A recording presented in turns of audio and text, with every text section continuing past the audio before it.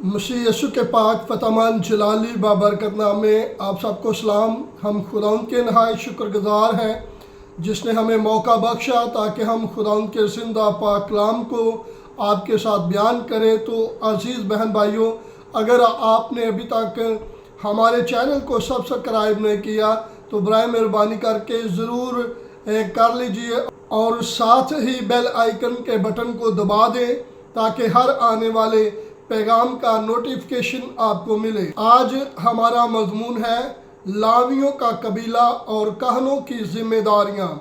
कलाम अक़दस में से हम पढ़ते हैं खरूज की किताब और उसका 28 बाब और उसकी हम पहली आयत को कलाम अक़दस में से तलावत करेंगे। कलाम अक़दस में मरकूम है, और तू बनी इस्राएल में से हारून को जो तेरा भाई है और उसके साथ उसके बेटों को अपने नज़दीक कर लेना, ताकि हारून और उसके बेटे नादब और अबूहू और अलीअज़र और तिमर कहानत के ओहदे पर होकर मेरी खिदमत करें। खुदाउन के मुक़द्दस पाक कलाम पढ़े जाने और सुने जाने पर खुदाउन की बरकत हो। बाइबल मुक़द्दस हमें सिखाती है कि लावी मुक़द्दस यकूब का तीसरा बड़ा बेटा था और ये लिया से पैदा हुआ था। और लावी के कबीला को जो खुदा ने इज़्ज़त दी थी उसका इशारा पैदाइश की किताब में नहीं मिलता। और कोई सीना के वाक़या के बाद लावी के कबीला को एक ख़ास रुतबा और मकाम दिया गया। बाइबल मुक़द्दस हमें सिखाती है कि यकूब के बेटों में से लावी भी जिनमें शामिल था। जब यकूब ने अपने बेटों को शिकम के इलाका के वाक़या की वजह से जो लान तान की थी उसको खुदा ने बरकरार नहीं रखा, बल्कि उसे बरकत में तब्दील कर दिया था।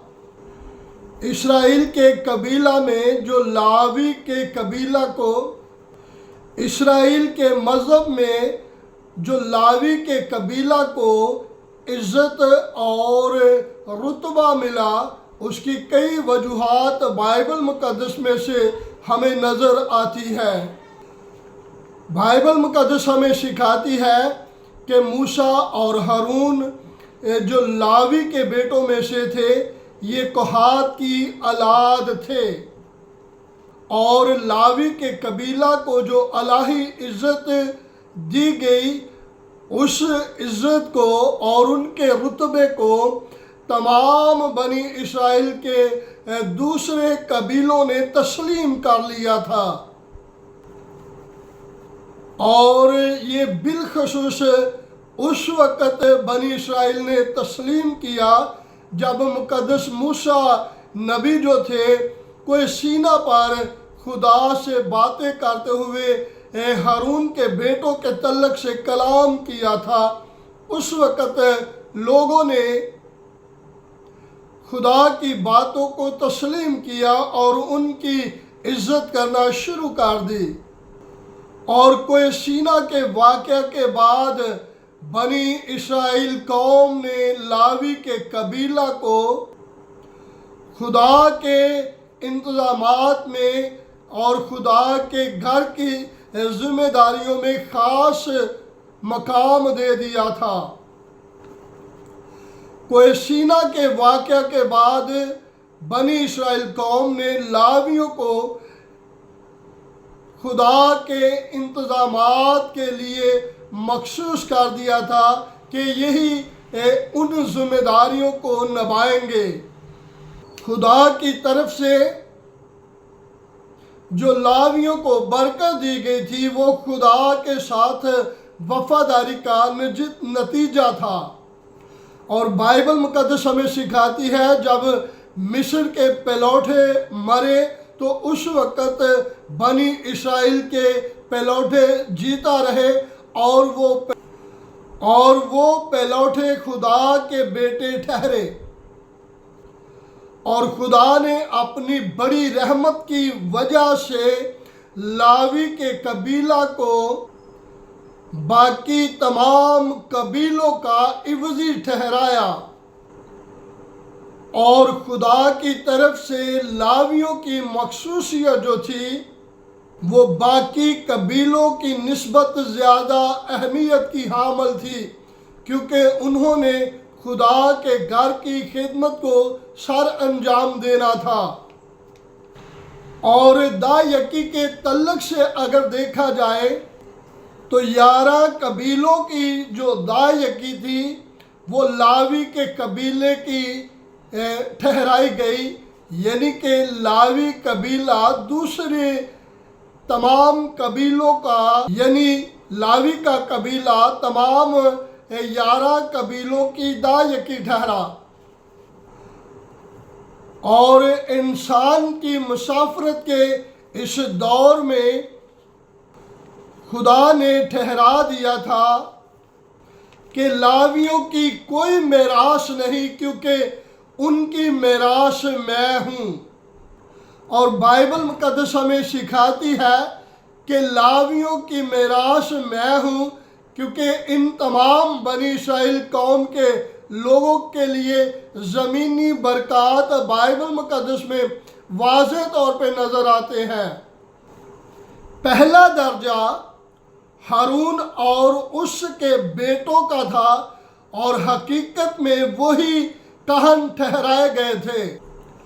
और जो कहन होते थे वो कहात के ख़ानदान से ही होते थे, और जो कहन होते थे वो कहात के ख़ानदान से तल्लुक़ रखने वाले लोग होते थे। और दरमियानी दर्जे में हम देखते हैं इसमें सब कहाती जो थे वो शामिल होते थे, लेकिन वो हारून के ख़ानदान से तल्लुक़ नहीं रखते थे। और इनकी जिम्मेदारी थी कि ये ख़ैमा इज्तिमा के पाक तरीन मकाम की निगहबानी करते थे। और तीसरे दर्जे के जो लावी थे उनके बारे में बाइबल हमें सिखाती है कि वो यरूशलेमियों और मरारियों पर मुश्तमिल थी, और उनके ज़िम्मे कम अहमियत के हामिल काम दर्ज किए गए हैं, और जो ज़्यादा अहमियत के काम नहीं होते थे, यानी कि तीसरे दर्जे के जो काम होते थे ये वो शख्स वो लावी किया करते थे। और मूसवी शरीयत में कहन और लावियों में काफ़ी ज़्यादा इम्तियाज़ किया गया है, यानी कि कहनों के लिए लाजम होता था कि वो हारून के ख़ानदान के साथ तल्लुक़ रखते हो, यानी कि हारून के ख़ानदान में से होने चाहिए। जबकि लावी के कबीला के तमाम अफराद जो थे वो लावी थे, और हर एक कहन जो था वो लावी था, और हर एक कहन जो होता वो लावी होता। लेकिन ये ज़रूरी नहीं है कि हर एक लावी जो था वो कहन भी लाजमी होता। गौर तलब फिर नोट कर ले, बाइबल सिखाती है कि हारून के बेटों में से या हारून की औलाद में से जो थे वो कहन बनते थे, और उनकी जिम्मेदारी जो थी वो कुर्बानियाँ चढ़ाना और पाक तरीन मकाम में जाकर खुदा की इबादत करना। और ये कहन की जिम्मेदारी थी जो सिर्फ और सिर्फ हारून के ख़ानदान में से था, और कहन जो थे वो खुदा के लिए मखसूस किए जाते थे।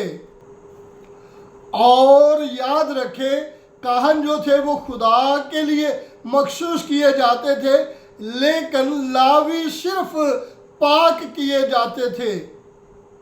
मैं ऐसे कहूँगा कि लावी जो होते थे वो हारून के बेटों के यानी कि कहनों के मददगार होते थे।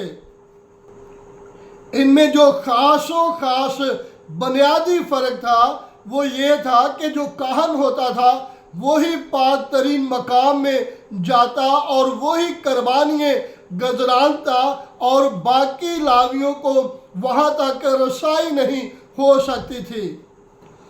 और कोरा कहाती ने जब बगावत की कि क्या खुदा मूसा और हारून से ही बात कर सकता है, हमारे साथ क्यों नहीं कर सकता, और उनकी बगावत को कुचलने के लिए खुदा ने उन्हें भस्म कर दिया, खुदा ने उन्हें ख़त्म कर दिया।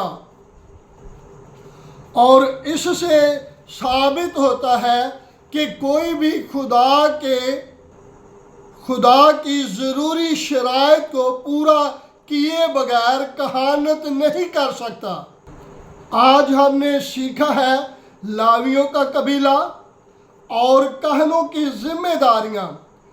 अब गौर तलब बात है, लावी जो थे वो तमाम के तमाम लावी थे, लावी के कबीले से तमाम के तमाम जो थे वो पाक होकर हैकल की जिम्मेदारियों को निभा सकते थे।